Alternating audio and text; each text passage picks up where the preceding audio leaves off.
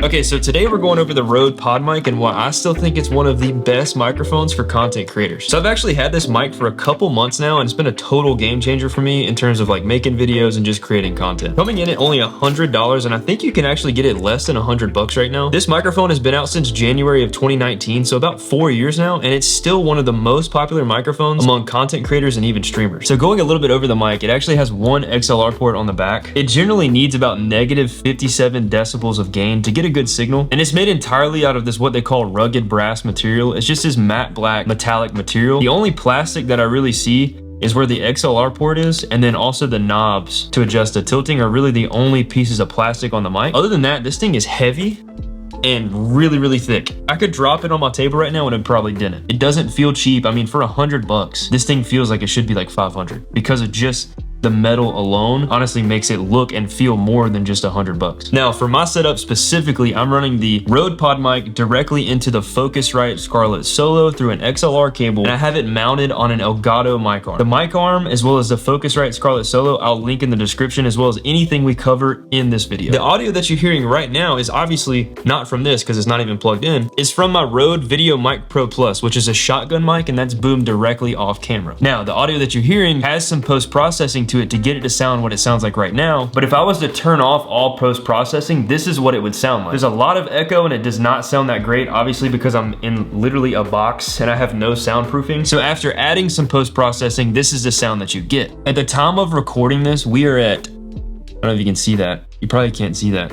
711 subscribers. We're almost at 1,000 subscribers. Guys, thank you so much for the subs. Thank you so much for all the love. If you could, please, if you haven't already, subscribe. Help me get to that 1,000 subscriber mark, and we're gonna keep this thing going. Now that the Rode PodMic is plugged in to my audio interface, you can then hear what this microphone sounds like with no post-processing compared to the Rode Video Mic Pro Plus with no post-processing. And obviously I'm switching back and forth between the two, and you'll be able to see which one you're hearing right here below. Stick around and we're gonna get into the difference between these two mics as well as comparing the two later in this video. Okay, so now for the rest of the video, the audio that you're gonna be hearing is coming directly from the Rode PodMic. Having bad audio is really distracting, and it would cause a lot of people to click off if they haven't already, because having great audio is key to making your videos more professional. So with all of that covered, let's finally get into the review of the Rode PodMic. The first thing that I love the most about this microphone is that it sounds so good just straight out of box. As you can hear and have been hearing for this video, this thing sounds great. To me, it has like this even sounding tone to it. It's not too bright, it's not too dark, it's somewhere in the middle. It generally sounds like most podcasts you hear because it has that deep broadcast sound to it, especially when you get closer. But you can take it even a step further by adding just a little bit of post-processing after the fact and get it to sound even better. So now what you're hearing is the Rode PodMic with a little bit of EQ and a little bit of a compressor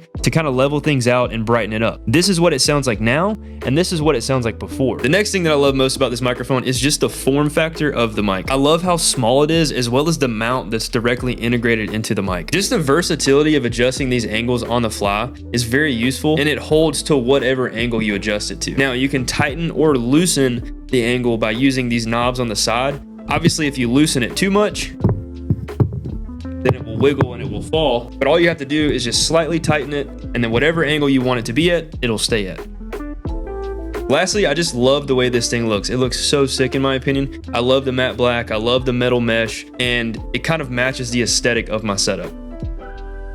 Now that we've covered what I like about the mic, let's cover what I don't like about it. The first thing that I don't like is just the gain that it requires to sound good. This really isn't just a con for this mic specifically. It's generally all broadcast dynamic microphones like the Shure SM7B and other microphones in this category. They generally need a lot of gain to get it to sound good. Now, a way to fix this is by using a mic activator, which are things like a Triton FET head or a cloud lifter. And a FET head can run you about $80 US, whereas a cloud lifter can run you about $150 US. And essentially what those do is they cleanly lift your gain of your microphone before it actually gets into your audio interface. And like I said earlier, this requires about negative 57 decibels of gain. Mic activators give it that and then some before it even gets to your audio interface. So you reduce all hiss and a lot of that noise that you probably don't want. The second thing that I really don't like about this microphone is just the placement of the XLR port. I mean, I kind of give it to him for making it look so good, but also when you try to adjust it a little bit too far, it actually hits, as you're hearing, it actually hits the back of the microphone port. And that's really it for what I don't like about this microphone. The next thing that I'm gonna cover really could depend on the person and your style and what you like. With these types of microphones, broadcast dynamic microphones, they generally need to be about 6 to 12 inches away from your mouth to get a good sound, which consequently means they need to be on camera. And if you don't like that, if you don't like the way that looks, then I do recommend getting shotgun microphone. Now, I won't be the one to get too technical in what's the difference between these microphones and what makes them sound good. As you can read more about these mics below, I'll link all of them below so you can decide which one's right for your setup. But as I mentioned earlier, I used to just use this Rode VideoMic Pro Plus off camera, which is what you're hearing now, and it sounds fine with some post-processing, but as you know, without any post-processing, this is what it sounds like. I have to add a lot of post-processing after the fact to get rid of that echo and get it to sound good, at least just as good as what this sounds like straight out the box. And the reason for that is that the Rode VideoMic Pro Plus is technically considered a shotgun condenser microphone, aka a shotgun mic, and those are meant to be boomed off camera or on the camera itself. A condenser microphone picks up all of the sound in front of it and a little bit of sound behind it. Now, don't get me wrong, shotgun mics are pretty standard when it comes to recording videos as well as even capturing dialogue in filmmaking. But like I said, you generally need a lot more soundproofing and post-processing to get a pretty good sound out of them. Whereas the PodMic is a dynamic microphone, and dynamic mics only pick up audio in front of it and reject any audio behind it. They also just have a deeper and more broadcast sound, which is why you see them in a lot of YouTuber setups as well as podcasts. A little bit more pre-planning about this, it seems. Again, from somebody who's never done that before. With a shower pan, I guess. I can also make a more in-depth video on the difference between these two mics. As well, I can show you how I actually process audio in post-production. Be on the lookout for that video. It'll be coming soon and I'll link it below. Now that we've covered the review of the PodMic, it's a great microphone. I freaking love it. It's so good. Let's run a few tests comparing the two mics back and forth with no post-processing and with post-processing, and then when you decide which mic you like the most, let me know in the comments below. I'm gonna be reading some quotes from The Office so that you can have a good idea of what this sounds like in different vocal situations, if that makes sense, as well as that should let you get a good idea of which one you like better. Black bears can smell a salami at 5 miles, Michael. What are you thinking? And they run faster than a horse. So if you were thinking about outrunning them on a horse, I would try a cheetah.